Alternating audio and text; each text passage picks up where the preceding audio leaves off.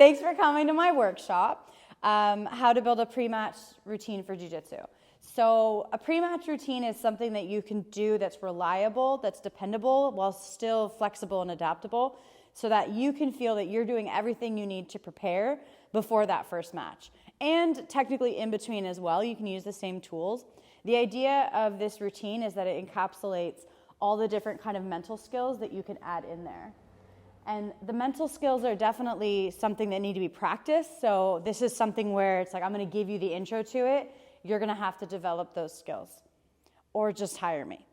That works too. So I thought it was important to say why should I be teaching this? Like why me? So I'm a black belt under Cobrinha.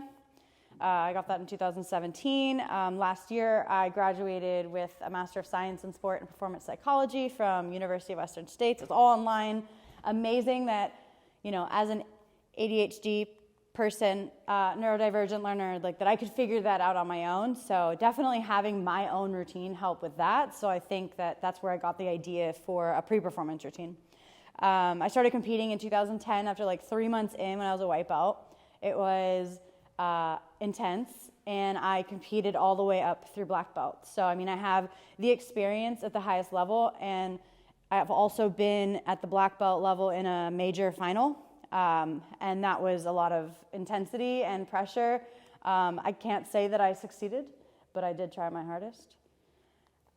So, in order for this to work, we have to be focused on the process. So if we're only focused on outcome, if we're only focused on the results or the destination, then it makes it just a means to an end.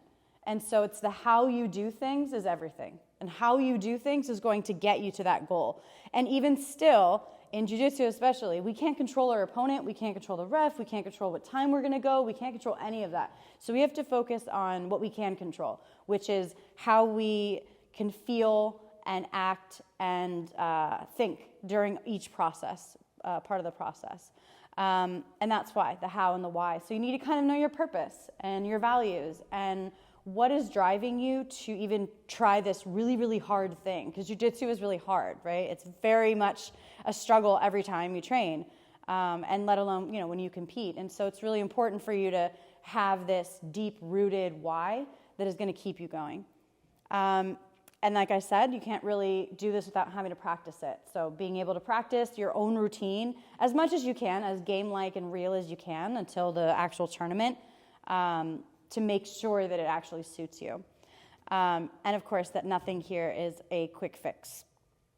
So one of the big things is not only are we managing expectations here, but we're managing the things that we can control and can't control. And this is actually a highly debatable thing. If I were to say, can you control your opponent? Well, jiu-jitsu is like, well, I'm supposed to subdue and submit my opponent, so don't I have to control them? Well, I think control means knowing what they're going to do. So if this was WWE, if I was like, all right, so I'm going to pull guard, and then you're going to play, your Toriando, and then I'm going to get Spider, and then we have this whole thing, then that would be controllable because I can tell you what to do. But I don't know what you're going to do. It does not matter if I fight you 4 times in a row. You might flying triangle me the first time. You might pull the second time. You might take me down the third time. So I never know exactly what that person is going to do. Sometimes that person doesn't even know what they're going to do either. Just prepare yourselves. Okay, as long as you can see my GIFs. So I need to actually tell you what a pre-performance routine is. So it's a game plan for how you want to think, act, and feel. And you're probably thinking, how do I control that? How do I manage those types of feelings? Doesn't that take a lot of practice? Yes, it definitely does. But with a routine that you can say works because you've tried it before and you know exactly how you want to be in each phase, and I'm going to break it down later, that is the part that is repeatable. So even if it's a different tournament, it's a different venue, maybe you're going from a super fight to a 10-person bracket. Maybe you're doing the ADCC trials versus, GI Worlds, right? They're all different. And so how do we make it the same? We figure out what you need to do in order to get to that zone. So like I said, it's practice and it's modified for each competition and it's a framework. So those mental skills trainings, that you're going to work on. It's like, okay, cool. Now I know what self-talk cue is going to work for me. Now I know what level of arousal I need to be in order to perform at my best. And it's going to be different for everybody. So something that's going to motivate Jess is not going to motivate you, and vice versa. And it's attuned to intention. So having a goal, an outcome goal is great, right? But because we can't control it, we can do everything in our power, and sometimes it's still not good enough. And that is a really hard pill to swallow. But if you know that the way you did things represented your character, then it's a lot easier to swallow, knowing that like there were good things that I did. I did have a solid prep. I did have good training. I did get the takedown that I wanted, right? And how can it help my performance? So focus. It's also the physical, mental, and verbal cues. So like I said with self-talk, but it can also be motions that you do, a certain warm-up that you go through. And it's perceived control. So it's not necessarily that we're going to control everything. I can't necessarily control all my thoughts, control all my feelings. Sometimes I feel like I can't even control everything that I do in terms of like behaviors. But if it's practice, if it's something that feels comfortable, feels like home, you're more likely to gravitate to it. And it lower perceived stress. So obviously the stress of a competition is still going to be there. You're still going to have to fight someone. And you know, it's going to be within a rule set, but there's still a lot of things that you don't know and that you can't anticipate. And so a lot of surprises maybe. Maybe your first opponent doesn't even show up.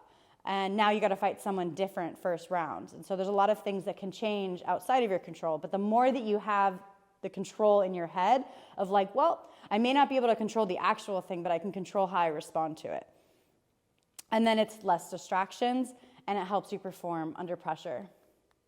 So these are two samples. I don't know if you can see them, but they're broken down. One is for a surfer, and one is for someone who went to Masters Worlds, a blue belt. And so it was kind of breaking down their intentions, their values. And so even though they look very similar, these are completely different sports, and each phase is different. But it's the fact that we break it down to each phase that says, okay, I did everything that I needed to do here.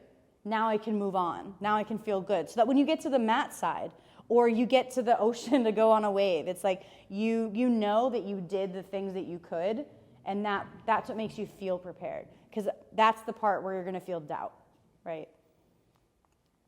So first of all, we have to go over expectations versus intentions. And so expectations are something that can be internalized. So Jess could say, oh, Connie, you're going to kill it tomorrow. And you're like, now I got to kill it. Like if I don't kill it, is she going to think differently of me? Is she going to think, am I going to let her down? Is she going to think that I didn't try hard enough? When really it's just a bid for connection. It's just her saying like, I support you. That's great. That's awesome. But the things that we internalize are related to things like in our trauma and our background, the values that we have, and also authority. So if someone who's a blue belt says something versus a black belt, you're probably going to put the weight of the black belt's words higher than the blue belt, because that's kind of just how jiu-jitsu works. So these are the outcome goals that you feel obligated to achieve. And like I said, outcome goals aren't controllable. Like you can do all the things and still miss that mark for whatever reason. And so, yes, we want to count on winning. We want to count on just achieving our goals. And that could be, you know, having a good performance, whatever that means that you've defined it as. What is good? What is a good performance? How do you know? So it doesn't always have to be this external objective, I got to the top of the podium. That's not the only indicator of success. And so when you are anticipating or expecting what is going to happen, you are no longer in the present moment. So yes, we do need to anticipate. We do need to kind of say, okay, if I shake hands and we start the match and I change levels, you know, maybe I'm going to shoot. Maybe, right? Because that's kind of like an indicator. But it might mean that I want you to think that I'm going to shoot, and then I'm going to pull, right? So yes, we need to be able to react and respond, but we also can't sit there and go, okay, you're going to do this, oh, you're going to do that, you're going to do that, right? And like be waiting on them to make our own decisions. And also, it can feel like a burden. So something that is imposed or internalized, like I said with Jess, but it could also be, you know, implicit, where your coach gives more attention to those who win versus those who don't compete at all, or those who do compete, but maybe there's not a lot of effort on the coach's behalf because you haven't represented the academy or whatever it is. It's really common. And it's passive, it's future-oriented, and it's reliant on past experiences or others' experiences. So Jess could say, oh, I've done worlds. Oh, it's like this. And you could have a completely different experience based on it being a different day, based on you being a different belt, based on you being your own person with your own personality and needs and values. And so just because someone else has either an opinion or an experience, you can really just take what you need from it rather than having it as an expectation. Now, an intention is more of like a direction. So it doesn't mean that you have to meet anything. It just means like, I want to act in this way. So intentions is your why. So acting within your values, committing to your values. So it's not just saying, yeah, authenticity. I love authenticity. That's my number one value. But yet you still hide who you are. But you don't put patches on your gi that aren't, cool. You're constantly worried about whether people are going to think that you're good or not. And those are regular types of feelings and emotions that come up. But when you have your values and you know that I'm acting within who I am, this is who I am, this is my identity, and I know who I am, I don't need someone else to tell me, that's what helps with the intentions. So it's conscious and it's a deliberate plan of direction. So whatever I do with my clients, when we're going to talk about this in phase 1, but it's the opportunity to set that intention for that day. What does it look like? Do you want to trust the process? Do you want to fuck around and find out? Do you want to bring the dog out? Like, what is it that's going to make you feel that you are acting in line with your intention? So that when you leave that, whether you win or lose, you still feel like you did it for you and like you actually showed what you're capable of. And it's present-oriented. How am I going to do the thing right now? So why am I going to do the thing and how am I going to do the thing? And it's controllable and realistic because you're setting it yourself.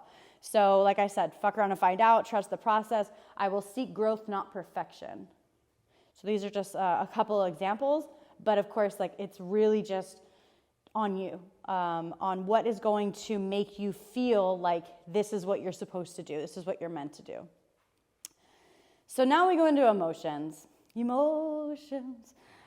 So this is obviously what you feel, but emotion is the label for it. And a lot of the times we label things as like, I'm sad, I'm happy, I'm surprised. And they're very primary, basic. But when you think about the other nuanced types of emotions, there's a difference between feeling insecure and underappreciated, right? Because the way that you go about it is going to be different. It depends on how you are able to label these emotions that is going to tell you how to react to them. So in Eyes Off, which is the individual zone of optimal functioning, this is a theory that everyone has their own optimal zone. And how you get into that zone can be defined by this optimal energy profile. And so optimal energy emotion profile basically says that we have good emotions and we have bad emotions. But both of those are important. And they can also be unimportant. So it's important to say, okay, pleasant and helpful. These are the things that feel good and they serve me. So for example, I would say being confident. Confident is good. It feels good. It feels good to have my shoulders back, have my chest out, like pride. But it also is going to probably create more commitment and initiation from me because I'm going to feel like, yeah, I could do this. I have the self-efficacy.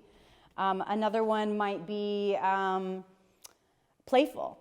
Playful might be something that actually helps people because they sit there and they go, I feel like my fight or flight response is happening and I don't think that this is going to be a good thing. I think I'm marching to my death right now. That's what my body's telling me.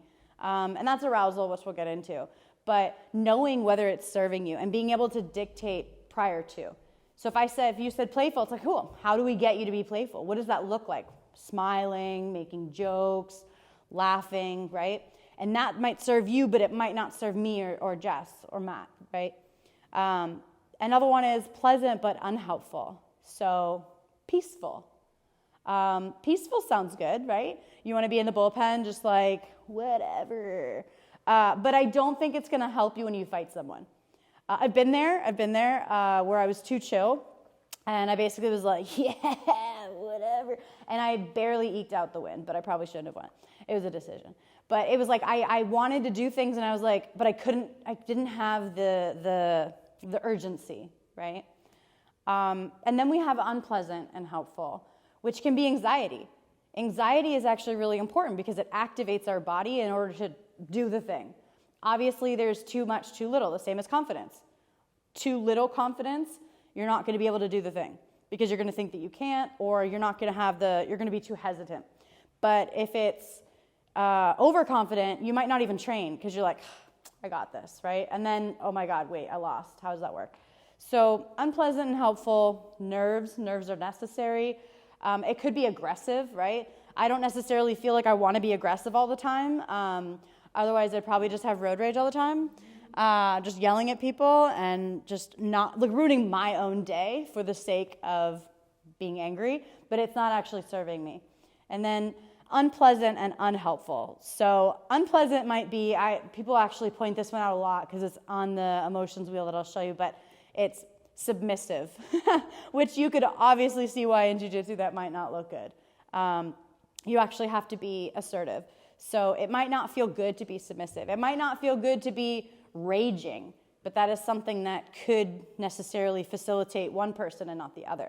So that's why it's very up to you. It's usually you want to pick like 3 from each and then decide how much of each that you want to feel. And obviously this is very sounds like such an exact science. It's not, but it's a plan.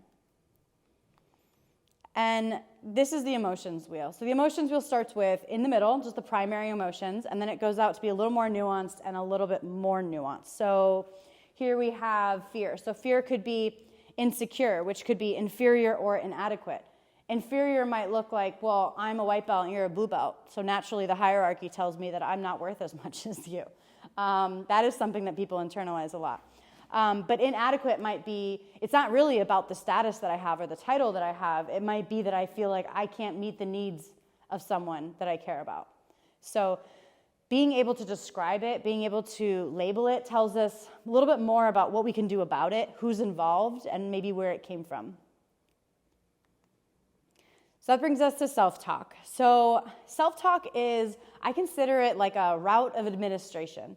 So if there's something that you want to be better at, technically, you might tell yourself, okay, right hand in the grip, okay, and then I do this and I do that, that regular talking through, the commentary. Self-talk could be motivational, you got this, you're going to do it. This is your time. You're here now, you belong. All of those things that feel empowering, right? So they all have types of a purpose. And the first thing that we need to know about it is that obviously it's the things that you say to yourself. So the commentary is important, but the commentary is less important if you're like, I want pizza later. That's just plain unhelpful. But when there's an I statement or a you statement, sometimes we talk to ourselves either even in third person, Erin, God, just figure it out, right? You don't get something the right way the first time, and you have this expectation that you should be good at this. You're a purple belt, 2 stripes. You should know how to do a daily Hiva sweep. If you're struggling, then maybe you're going to feel shame. But it's the ability to say, hey, I know you're struggling with this right now, but that's okay. And so it's this way of almost self-soothing and a route of self-compassion. So these are influenced by the things that we already have, which is the things that just comes up, the inner voice that's not been trained, that's not been told what to say in the future, that's not been told how to make things goal-directed. This is your spontaneous self-talk. So the spontaneous self-talk is just the things that just come up. And the good thing about spontaneous self-talk is that it actually highlights challenges. It highlights things that you should work on. If something is difficult and you're finding that you're talking about it, or you're beating yourself up over it, or you're super proud of it, it means that it's important. And so it kind of just gives clues. And so when we can look within and go, oh, I said that. I must have been important to me. So I do a self-talk log with a lot of my clients and I might just start off saying, okay, when you enter the gym, when you see who's there, you're like, oh, smelly guy's there. And you're like, oh, my favorite partner's over there. And then you go to drill, and then you're like, do I tell them they have a wrong grip? I don't know. They're going to get mad at me. They're a higher belt. I don't know. This is the types of things that are going on. And then when you go to spar, and then when you're done with class. So certain little check-ins of what do I say to myself? How am I motivating myself? And so the spontaneous is the automatic, just the stuff that comes up. And this, I shouldn't have done that. My guard sucks. Or on the reverse side, I can do this. Or, what if I lose? Or I hope I win. So how you're rooting for yourself or not rooting for yourself is going to impact the way that you see the world and the way that you interact with other people. And obviously the way that you perform. Goal-directed is now taking whatever the spontaneous was, and it can kind of be seen as like a silver lining. Like, yeah, my guard sucked today, but my grips were strong. Or I shouldn't have done that. Or you could say, anytime there's like a should statement or a supposed to statement, I really kind of go, who said that? Who said that? Who set that standard? And am I really having to live up to that standard? And that goes back to those expectations. So I made a mistake, but that's okay. I'm tired, but I'm still going to give it my all. So it's having that element where you can find that self-compassion, but also find a regulation. Like if you're feeling nervous, but you actually wanted to feel assertive, right? Like how do we get yourself into that? Well, you have a conversation with yourself. And that's where strategic self-talk cues. So now we can see there's like a pattern. Now there's a pattern. Okay, so whenever I do this guard, actually a really good one is takedowns. So I was always a guard puller. I'm not a takedown person. I'm a guard puller, That, me telling myself that and identifying as that actually limits me because then I don't try. And then I'm not trying to be a takedown person, or I think that I'm never going to be a takedown person, which is a very fixed mindset.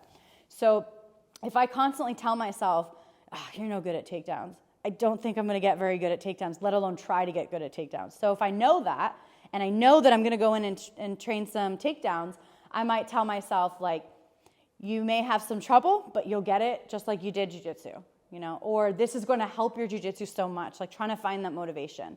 So when you know the patterns, and you know like what your common triggers are and why you do things, it makes it a lot easier to comfort or soothe or motivate or instruct yourself later on. So small detailed moves are best paired with instructional cues. So that's where, not the big old moves of like, I need to just do a blast double, but more of like, spider guard. Okay, I need to have both here. Okay, I need to make sure this leg is extended and then I need to go here. So more finite stuff, like intricate stuff. And then as far as the explosive stuff, it's like, sometimes it could be your bottom mount. It's like, you get the coach like, you can't stay there. It's like, yeah, no shit. But you have to at least get everything together to be explosive, because if you just do 5, shitty upas, you're definitely not going to get out of there. And then you're going to waste the energy that you had for the one big upa. So big upa from bottom mount requires one big movement to be successful. So you might say like, upa this bitch. I don't know. It could be anything. I like humor, so I usually add like certain cuss words or some sort of pet name that I have, which is like Erin. All the guys back home call me Erin. And then we say, gotta earn it. So passing a guard may require some cues as, okay, watch the triangle, or, keep your elbows tight. So anything like that helps keep you coaching yourself, which is self-regulation. It can not only mean that you can be competing without a coach, but it also serves you because you can actually tell your coach, these are my cues. Could you actually use this when you see that the triangle is available? Can you say, hot dog whenever you think that I need to try harder? So those types of things. You can create your own cues, and then you can create that coaching relationship with those cues. So I want you to choose a phrase for when you're nervous. Let's go with, Jess, give me one. What's a phrase for when you're nervous? My mantra going into it is, whatever it is they do, I have the answer for it, and if I make a mistake, I have the skills to compensate for that. Okay. Something along those. What's the first one? The first part? No matter what they do, I have the answer for it. I have the answer for it. I have the answer for it. All right. So is it productive? Does it serve you? Yes. How? It allows me to, what I related to before was trust the process, right? And it's kind of like I go into their, competing is a big unknown, right? So I go in there and I'm like, it doesn't matter. You don't have to know what they're going to do. It takes away the threat of the unknown and allows me to perform. Yes. Would you talk to a friend that way? Would you say it to me if I was competing? Doesn't matter what you do. Doesn't matter what they do. You have the answer for it. I have the answers for it. Absolutely. Thank you so much. Is it realistic? Yes. Do you have the answers? Apparently. If I tell myself I do, right? Is it authentic? Do you believe it? Do you believe that when you say it? Yes. And what would be something that you would say to yourself that maybe you wouldn't believe? I know everything. I know everything there is to know. I know everything. It's more of like, even if I don't know the position, when I say that, it's with the intention of, even if I don't know what they're doing or it's not something I'm experienced with, I have the knowledge to discern what the best course of action is from there. You'll figure it out. Yes, I'll figure it out. You'll figure it out. And that could be one too, right? I'll figure it out. What emotion are you aiming for there? Confidence. Yeah, just saying like, you don't need to have all the answers right away. Yeah, either that or I'll say that to myself, like, doesn't matter what they do. Doesn't matter what they do. Yeah, exactly. Because that goes also back into, this is what I'm doing. I'm going to focus on what I'm good at. I don't care what the other person does. I can study them all day. But if maybe I fought this person 3 times and they always try to take me down, and then how do I know they're not going to try to pull? That happened to me. We switched. All of a sudden, I'm like, I'm going to go for a takedown. And apparently, she was like, I'm going to go and pull guard. And then we both were like, oh, you did. It was really weird because I had anticipated that, and both of us had anticipated, but we both also were like, well, fuck with her. And we both were fucked with. So arousal. Arousal is something where it's your activation, it's your energy, it's your nerves, it could be your anxiety. The word that we use is arousal because it's talking about how ready are you. On the readiness scale, how ready are you? And so there's how do we measure it? So from 1 to 9 is one of the ways, an arousal measurement scale. So 1 would be like lethargic, like I don't really care, I'm sleepy. If someone were to, show up with a gun right now, I would probably just be like, whatever. Now the other way, a 9 is like frenzied, bless you, out of your mind, like anxious, right? That's when you start ruminating. All of a sudden the self-talk that you had planned no longer works. You don't believe it anymore. I got this. No, I don't.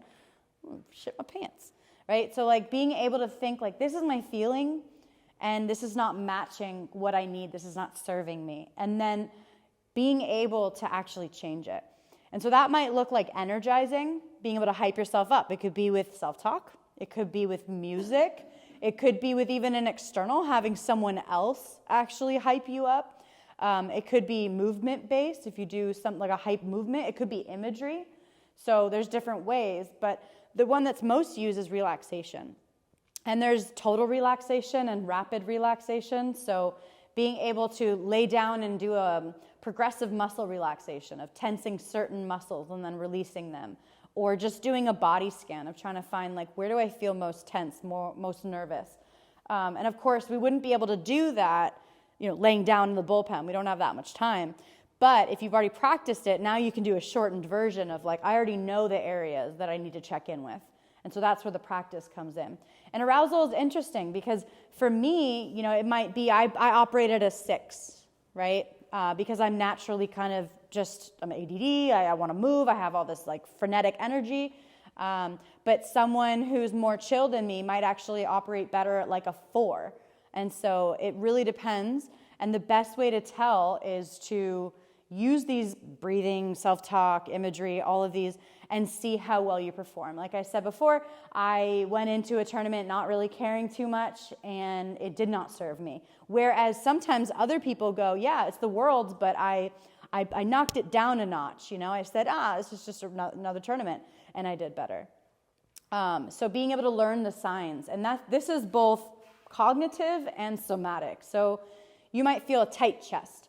You might feel like there's a hot iron on your chest. You might have the butterflies. You might have all of these reactions to, sweaty hands. For me, my feet get sweaty. So every time I would get called on the mat a competition, I would bow and then I would do one of these and then I would go shake the ref's hand, and it became a ritual for me. I always have to do this like rhino thing. Mostly because it was functional, but also it became symbolic. And so arousal is feeling that energy and knowing what to do with it, and then knowing if it's serving you or not. So the low arousal technique.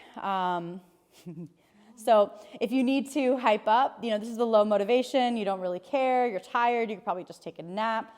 And then you could watch a motivational video, you can listen to hype up music, my uns, uns, uns usually does it for me, the self-talk, imagery, all of that. And then signs of heightened arousal, which is a lot more common, and that's just being able, maybe like hypervigilant, so not being able to focus on one thing. You're kind of like in a crowd of people, you're like looking around, you might be talking to someone, but you're still like paying attention to people who are walking in the door, people who are leaving, people who are talking over there, and so that makes it really hard if you're hyper aroused, because then you're thinking about things that are not serving you, and you're no longer thinking about what you're about to do. And the physiological, you can have dry mouth, digestion issues, shaking. So what's really interesting is that how we think about our arousal and whether it's facilitative or debilitative. So if I think, oh no, it's happening. And then, I now have determined that it's no longer good for me and that the things that are naturally happening to me are going to get worse. And now it's going to activate cortisol, which is going to prevent all of the oxygen and the glucose from going to my brain and certain muscles that I need in order to do the thing. And then knowing that if it's a good thing, if I'm like, hell yeah, it's happening, like my body's doing the thing, like it feels uncomfortable, right? But just like the emotions, there's unpleasant emotions that are also helpful. So being able to say, this doesn't feel great. This would not feel great if I was laying in my bed right now. This would not feel great if I was out on a date. This would not feel great if I was watching a movie with my family. But for fighting someone, I think this is appropriate. So then it releases the norepinephrine and the epinephrine, and now things are actually getting to where they need to be. And so, like when we feel our butterflies, it's the digestion shutting down because your body's like, we don't need that. We need all the energy to go to the big muscles so that you can run from woolly mammoths. That's basically what we're wired for, right? And then relaxation techniques, there's a couple, and this is a physiological sigh, which is just, so 2 breaths in through your nose, and then a long exhale. Focus. Now, focus is related to arousal, because if you get over-aroused, now your spotlight or your focus is going to be very rigid. It's going to get small. It's going to get narrow. And then if you're not focused at all, it's because you're too chill. You're like, I have no threats. I do not care about anything. Or I am safe, right? And so when we go into something like a jiu-jitsu tournament where someone might choke us unconscious, or someone might flying triangle us, or jump guard and ruin our ACL. Like there's all these things that can happen, but if you're thinking about too many things that are going to happen or too little things, then they're not going to serve you.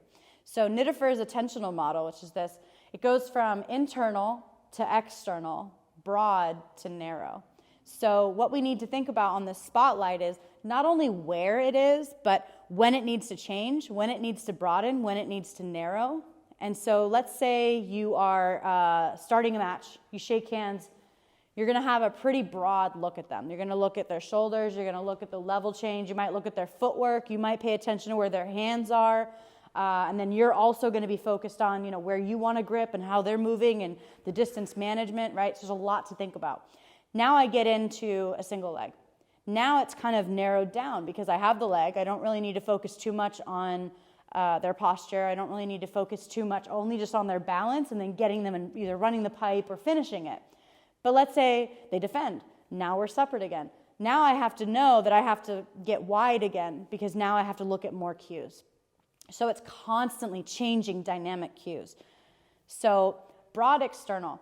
I use this for the first phase because when you get into the venue, you want to take it all in. You want to be external. You don't want to be internal. You don't want to be thinking about nerves. You don't want to really be thinking about anything because you're not supposed to compete yet. We don't want your arousal getting up too much. So getting comfortable and acclimated is a great way. Christopher Robin, the movie, it's like a live action Winnie the Pooh that I watched recently. And Pooh ends up being in this train car with the grown-up Christopher Robin, and he's like, you got to entertain yourself. So he starts to look out the window, and he's like, tree, person, dog, he's like, what are you doing? And he's like, I'm doing the say what you see game. And so what I like about that is because it puts you outside. You're only thinking about what you're seeing and you're not judging it. You're just noticing. And so that ability to notice and be mindful is broad and external. And broad internal. I call this keys, wallet, phone. So at some point of the phase, which is phase 2, when you go change, being able to check in with yourself and go, how is my breathing? How is my heart rate? Am I feeling the emotions that I want to feel? And do I need to change anything? Do I need to do anything? Do I need to adapt? We don't know what's going to happen. We don't know if your division's going to go on early and now you don't even get to do a warm-up, right? But it's the ability to say, where am I in my body? What things are this? What is it telling me? And how can I look at it as productive? Narrow external. So obviously focusing on minimal cues, like I said, if you have that single leg. Narrow internal. Now it's like, wow, I really need to focus on my breathing because my breathing's too high. So now all I'm going to do is focus on the expansion of my lungs, maybe my diaphragm, creating that negative space. You can make it symbolic, but you're focusing on your inner either thoughts or physiological sensations and nothing else. And so you can see how all of this is constantly changing throughout the competition process. And here we go with the phases of competition. So I broke these down. Jess actually helped me add phase 0, which was preparation. Preparation matters because there's silly things like I got there and my phone wasn't charged, or I forgot one of my headphones, or I didn't have another gi to change into because IBJJF didn't allow me to wear this gi. And so being able to say, I'm ready for anything that can happen. I'm ready if I need a new belt, I need snacks, water, everything. Being prepared literally helps you to feel like once you've arrived, you can just focus on that because you have everything that you need. Similar to your confidence mantra. Like, yeah, you have everything you need. Anything that comes up, like you'll figure it out, you'll get it.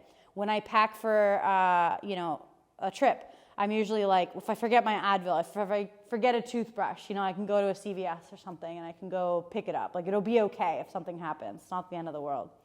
And then phase 1, arrive and acclimate. So that's getting to the venue, but also walking through that threshold and setting those intentions and then getting acclimated, smelling the must of men who are sweaty, feeling and listening to all of the voices that are happening, all the people screaming for their white belt friends, all the parents that are like, kids, you got to do this, and telling them wrong things. And you have so many senses that are being taken over by this room. And there's a difference between walking into a room and then going into the room where the mats are versus just right away entering. So walking through that threshold, being able to set that intention is great. Then phase 2 is change and check-in. So being able to change into your gear and make it symbolic. Like, okay, I'm putting the competitor hat on now. Maybe I was coaching before. Maybe I had some friends that I was supporting, but now this is my time. And it's the time to give myself permission to be selfish. Phase 3, physical warm-up, getting around, moving around, getting that first match out of the way, getting that adrenaline dump out of the way. Matt can probably speak more highly on that. And then phase 4 is bullpen. You may or may not have a bullpen, like if it's the ADCC trials or like a Grappling Industries, you just kind of show up at the mat, which I enjoy because it shows that I'm an adult, and if I want to compete, I will show up. And if I don't show up, it's because I'm inadequate or or my timing is bad. Or, I just kind of see it as why put people in a bullpen where they feel lack of control versus like, oh, I have the autonomy to go to the bathroom if I need. I have the autonomy to do other things. So 4 and 5 can be mixed. And showtime or mat side is phase 5. And that is where the point of no return kind of thing of like, we're doing this. And getting yourself to a point where you're not going to feel like when the ref says combat, that it's like the Men in Black thing that like takes away everything which is a very common thing.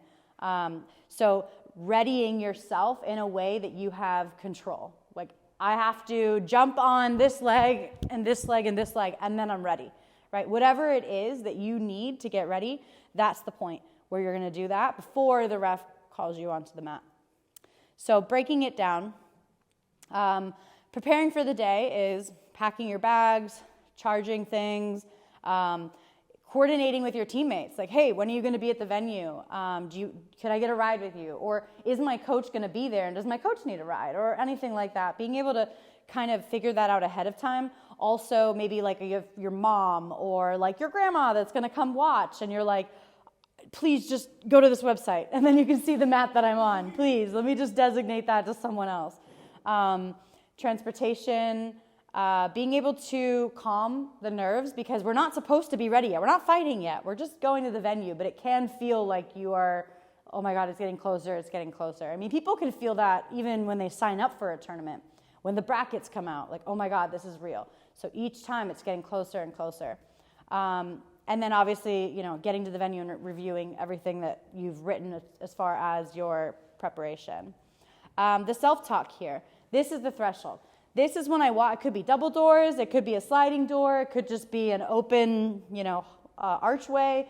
But whatever it is, I want to feel like I'm prepared. Arousal should be a 2 to a 3. So like I said, with the 1 to the 9, 5 being kind of optimal in the middle around there, we obviously are going to be engaged. We're not going to be like, whatever, I'm just here, We want to be awake, we want to be engaged, but we don't want to be super stimulated yet, right? Because that's still to come. You might actually get to the venue 3 hours before you compete, and you're going to wear yourself out, both physically and mentally, if you're already getting aroused beforehand. Helpful emotions would be, calm, ready, relaxed. Obviously, it's up to every person, but something that gets me into the mode of like 2 to 3 would be just calm, like there's no threat yet. I don't have to do anything yet. Like, we're good. And then the focus should be narrow external, because now you're trying to make sure that you have everything. So if it's broad external, is like, what do I need? What do I need? Now you know what you need. Now you got to get everything, right? So the narrow focus. Potential obstacles would be, getting a flat tire, or missing your ride, or, forgetting that headphone at home, or, forgetting to charge your phone. Arrive and acclimate. So setting those intentions is huge. Being able to say, this is how I'm going to approach this day. Doesn't mean that I know what's going to happen. Doesn't mean that like the actual outcome that I want to happen will happen. But the way that I handle myself, the way that like I build my character during this day is going to be the most important, and how I show myself, because remembering that your athletic identity is only one portion of you, and that there are other things to care about outside of just competing. So like here you want to meet up with the team, and like I said, do this, say what you see. Be like Winnie the Pooh. Go around. Oh, barrier, yellow and blue mats. There's the bullpen, there's the mat, okay, there's the bathroom, there's the change room, there's this. There's the warm-up area if there is one. Getting acclimated. Here the self-talk is, because it's the intention, it's I will, or I want to, or my intention is a good phrase to start with. Arousal should still be 2 to 3, although I could see it going up to maybe a 4, just because it's like, oh, it's here, but then you might want to bring yourself back down by doing your deep breathing. Also to remember during this is like, maybe you see someone that you really admire, and you're like, oh my gosh, they're there. That can spike your arousal. Or like, oh, there's the guy that ghosted me. Like, don't want to see him. Or like, oh God, there's my other coach that I left, and maybe he hates me. Whatever feelings that we have when we see certain people is going to also affect the way that we feel and the way that we perceive our arousal. So the emotions that would be calm but excited, right? Now I'm here. Now it's happening. Focus to be broad external, looking around, taking it all in, being able to say, here I am. Like, I'm in the present moment. I'm not thinking about anything else. This is what I see. This is where I am. Potential obstacles, seeing someone that you really like or don't like. Either way. Watching a teammate lose can be hard, right? Especially if you're the one that's going to console them. And getting in the zone before it's time. Like getting ready to fight someone before, like 3 hours before you're actually going to fight someone.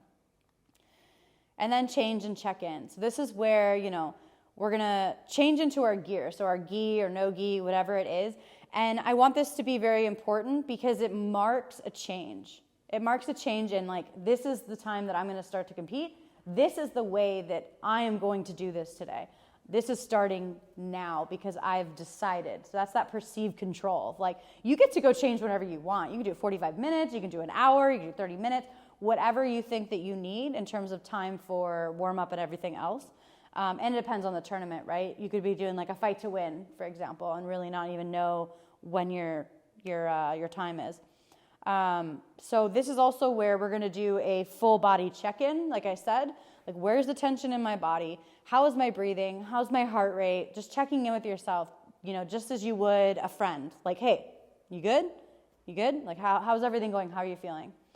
So the self-talk here is focusing on yourself and giving yourself permission to be selfish and to say, you know what? I'm not going to worry about anyone else right here. Like, these are my few hours to do my thing and to show what I have and to focus on myself. So arousal is going to start building, right? I've got my civilian clothes off, my mortal clothes. I've left them behind. I'm not silly old Erin anymore. I'm competitor Erin. What does competitor Erin do? Well, competitor Erin walks very, intently, walks with intention, walks with confidence, shoulders back. Maybe it means I put my headphones in and I don't talk to anybody. And anytime someone talks to me, I'm like, there's ways to protect your energy. And this is the time that starts, the protecting of the energy. And emotions, confidence, selfishness, anticipation, anything that's about getting ready and narrowing that focus from, broadening that focus from narrow internal to now just broad. The keys, wallet, phone. What's going on with me? Potential obstacles, not having anywhere to change, being rushed, right? Your division starts, oh my God. And just plain nervousness of like, wait, oh my God, how do I look? My hair's not right. It could be anything that's going to make us feel hesitant about what's about to happen. So readying the body. I link actually Victory's like warm up that you have, the free one. I've actually linked that to the way that I do things because that ain't my world. I'm like, okay, I know what you should feel, but I can't tell you exactly how to get there. What I can say is to make it familiar. There was one time that the guys from Marcelo's, we were at Boston Open, and there was a few of the guys happening to compete at the same time, and they started doing the Marcelo warm-up, which is like running in a circle, doing the different things, and finally IBJJF was like, no, that ain't gonna work. But I think it was a great idea, right? Like really familiar, bringing in the exact same thing that you would normally do. It's just training. I'm I'm getting my body ready to do the thing that I do every day. And working on movement. So being able to move in ways that you're going to move. So ideally you have a partner. Ideally, you have a partner that not only is going to roll with you and to let you drill and maybe give some resistance, but is also going to yank you around. Because that difference of like a tournament and like someone really yanking on you, someone with like ill intent that's coming after you, it can feel like, oh, whoa, it's a shock. So having someone literally yanking you around, making tough grips, all of that gets your body ready for what's to come. And the self-talk here is about, how do you feel? How do you want to feel? How do you know you're ready? Well, you might just be able to tell yourself you're ready. You might be able to say, I'm ready when I'm sweaty. I'm ready when I'm sweaty. There's a ring to it. It could be something that gets you hyped and moving. That's it. So it could be music. Doesn't necessarily need to be self-talk. Now we're getting into like, this is where we want the activation. This is where we're getting into the peak. Like we are going to be ready. Now, of course, we might have to wait a little bit. So there's a little portion of like, I need to stay warm. So bring a hoodie, bring sweats, anything like that, especially in a convention center. It gets really cold. The emotion now is like time to go. This is the time that I need my body to actually produce the results I need. How do I do that? Well, you have to have known your body in the first place. You have to have known what works in the first place. So trying out a new warm-up right before you compete for the first time is not really the best time to try it out. And then the focus here is still broad internal, kind of figuring out how, like, am I warm? Do I feel like my muscles are loose? Do I feel like I can respond well? Do I have my spidey senses? And the potential obstacles is no warm-up area or mats, then you're kind of like pummeling. And then now you can't pummel because now you don't even have a training partner to warm up with. Or you don't get to warm up at all because suddenly your division's being called and you're like, oh my God, I just changed. And it's now or never. So there's a lot of things we can't control. And bullpen being one of them. Bullpen is really important because as you go into the bullpen, you have to get the buy-in. You have to have the right gi. You have to have the right belt. You have to have the right no-gi attire. You have to make the weight. And what people don't realize is that is a huge accomplishment. And so many people will minimize that, but that is a win. If you did not pay for the tournament, if you didn't register, if you didn't show up, if you didn't do all of these things, you would not be there. You would not be competing and making it happen. But the bullpen is that last spot of like, yeah, I'm meant to be here. I belong because I did all the things that I needed to do, and now I passed all the tests. And now the real test is the actual match.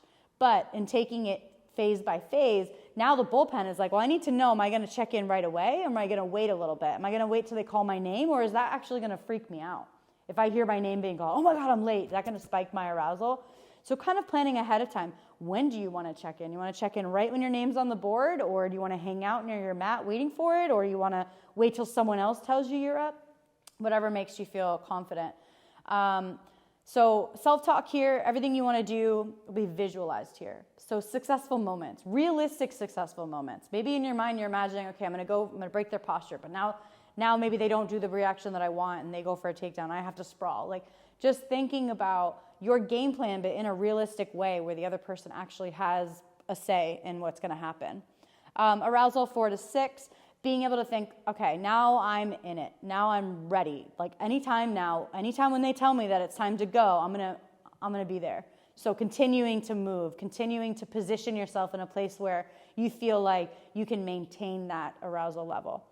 And emotion is just being hyped. And focus is narrow external and internal because you want to keep on checking in with yourself, but you also need to pay attention to like whether they're gonna call your name or not. Here is not making weight, then you don't get to compete. Having to change your gi and maybe being like, well, you only have 5 minutes, go find a gi. And then, having to go to the bathroom. That's the hard part too. You kind of have to ask. And then showtime. So showtime is the mat side. So obviously you want to be ready. I also want to kind of talk about mirror neurons because if you were to watch the match before you, we automatically kind of empathize with people, whether like, oh, that guy's winning, yeah, he's good, or oh man, that sucks, that guy was so close. And maybe that person shows emotion, maybe their head is down, maybe they're thinking like, or they're showing defeat, or someone is really excited and showing victory, they're jumping up and down.